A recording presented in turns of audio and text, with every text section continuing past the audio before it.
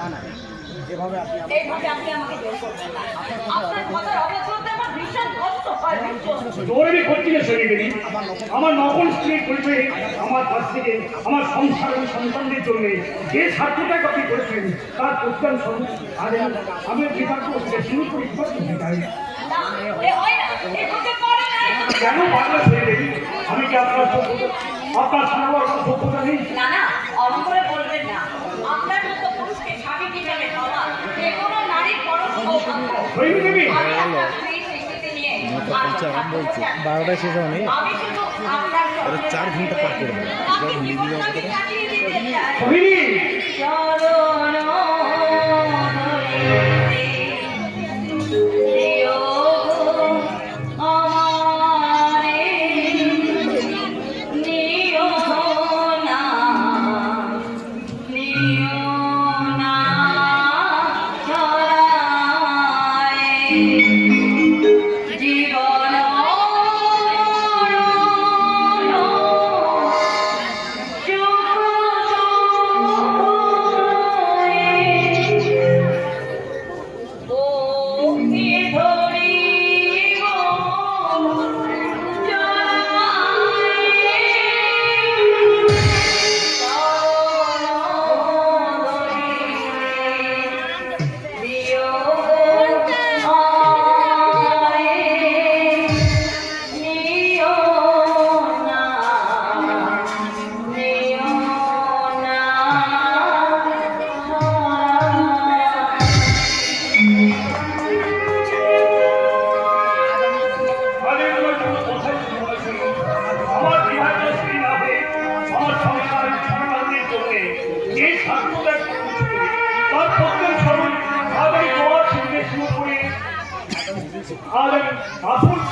আসল স্ত্রী স্বীকৃতি দিতে চাই।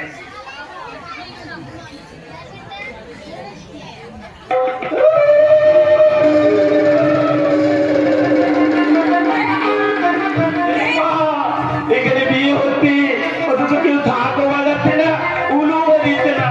ওই ঘরে কি কেউ নেই নাকি?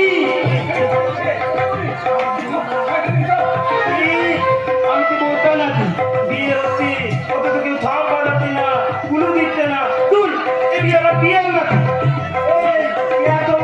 একটা ধান নিয়ে এসো তো, উলুটা না হয় আমি দিয়ে দিচ্ছি।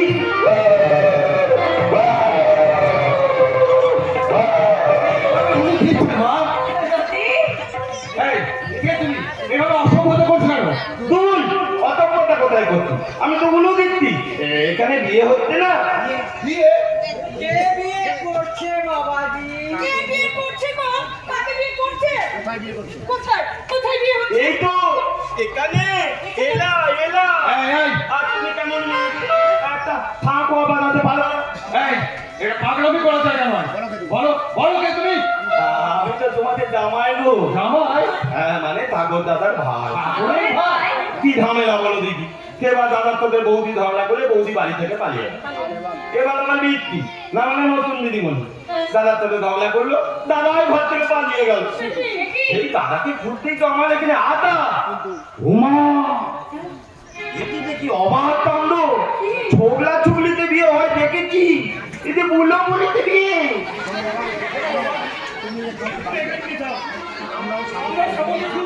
আগামী ক্ষেত্রে তোকে নিশ্চয়ই জানাবো। যাও যাও, তুমি এখন যাও। আমি কি বলতে নাকি এখানে বিয়ে হলো, হিন্দুস্তান হলো, এখন পিসি বোধ হবে না, পিসি বোধ খেয়ে তবে এখান থেকে দাঁড়াবো। এই লক্ষ্যে আর একটা বাজে কথা বলে তোর মুখটা আমি থামলে রাগ করে দেবো। ও যেটা বলছে সেটা আমার মন দিয়ে শোনো। ঠিক কথা। ওর করে কি সুন্দর বাবা, কত তুই বোকা পাগল ছেলে। বাকার পাগলেরা যা দেখে তাই বলে বিয়া, এটাও ঠিক কথা। বিয়ে কিছু বলে না। তার মানে তোমরা আমাকে কোনো ব্যাপারে সন্দেহ করছো নাকি? সন্দেহ করাটাই স্বাভাবিক বিয়া। তাছাড়া এই ছেলেটা বিয়ে আর সিঁদুরদানের কথা বলছে, আর এদিকে মেঝেতে ছড়িয়ে আছে এক কৌটো সিঁদুর। সিঁদুর? এসবের অর্থ কি মা? কি হলো? চুপ করে আমি কিছু জানি না, আমি কিছু জানি না। যা জিজ্ঞেস করতে হবে তোমার শ্বশুরকে জিজ্ঞাসা করো। কাউকে কিছু জিজ্ঞেস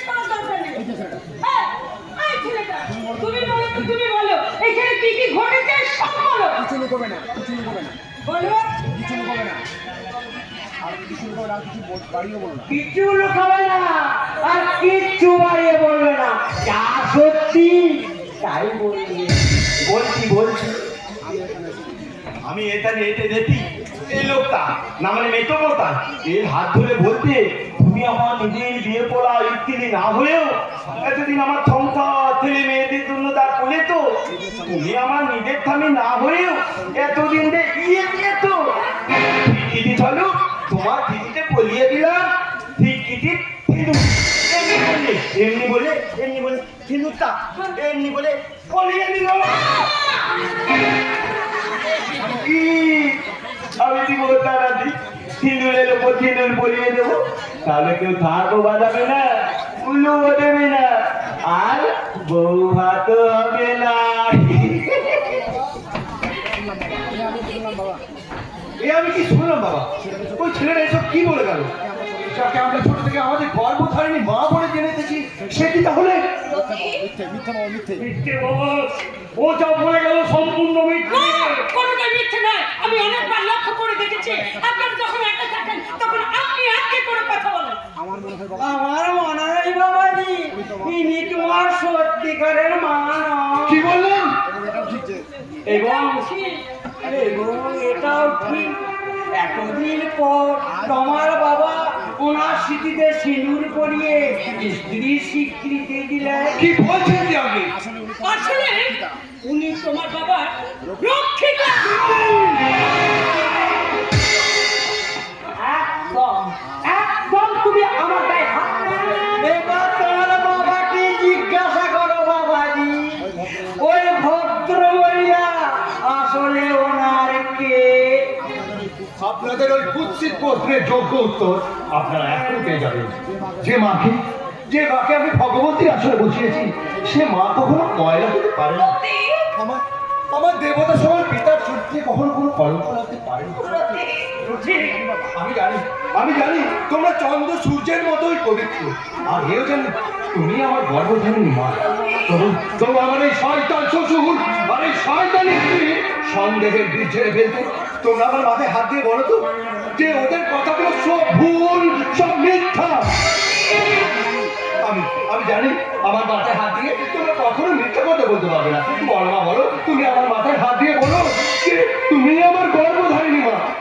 বাবা, তুমি আমার মাথায় হাত দিয়ে বলো ওদের কথাগুলো সব ভুল, মিথ্যা। বলো তোমরা বলো।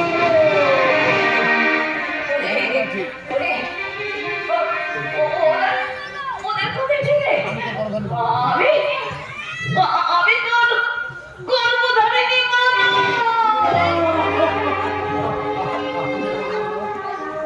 কি বললে?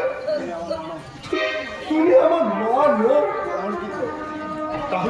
তাহলে কে তুমি? সত্যি কি তুমি আমার বাবা? অত ছোট করে তুই ওকে দেখিস করে, ও তোকে গর্বে না ধরলেও তোদের জন্য চার করেছে।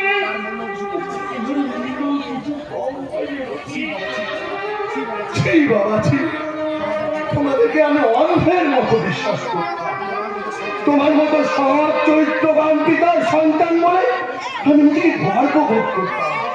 আর যখন এই সমাজ, সংসার, আত্মীয় পরিজন তোমাদের গোপন সম্পর্কের কথা জানতে পারবে, তখন আমি তাদের সামনে কি মুখ নিয়ে দাঁড়াবো?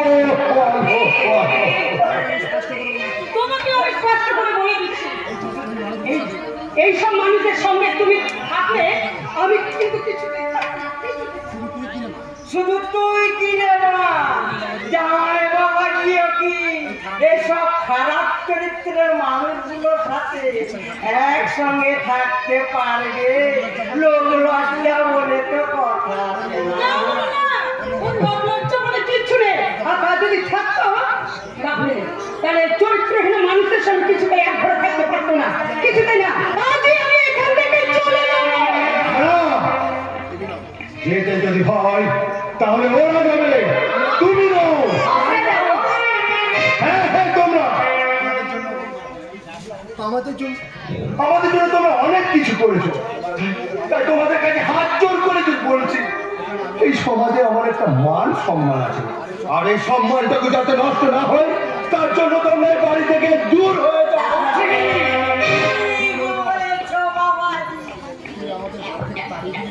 তুমি আমাদের বাড়ি থেকে তাড়িয়ে দিবি রথি।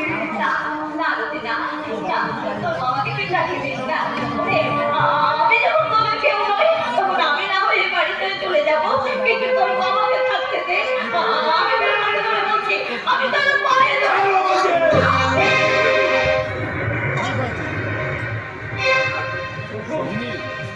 কত সৈনিক ওদের সুখের জন্য আমরা তো অনেক করেছি, এবার ওদের সম্মান অক্ষুণ্ণ রাখতে আমরা করতে পারবো না।